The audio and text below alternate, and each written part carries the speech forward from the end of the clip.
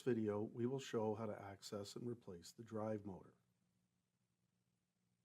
Using either a crosshead screwdriver or nut driver, remove the two screws that are holding the power head's backplate in position, and then remove the backplate and set it aside. You have now exposed the drive motor located on the right side of the power head. There are two small screws that are holding the drive motor in place.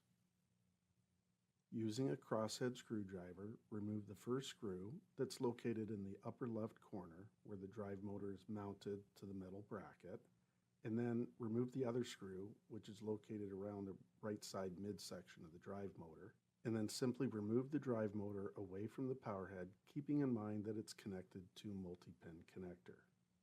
Then gently detach the multi-pin connectors away from each other. You will then connect the replacement drive motor to the multi-pin connector. Make note that there's a pin that you'll see through this hole which helps you to align the center hole of the drive motor shaft over top of the pin. This pin helps align the shaft with the power head's drive motor gear teeth. Then hold the drive motor in position while you tighten both of the screws back into place and tuck any loose wires into a safe spot and place the back plate back into position, and using either a crosshead screwdriver or nut driver, tighten the screws to hold the back plate in place.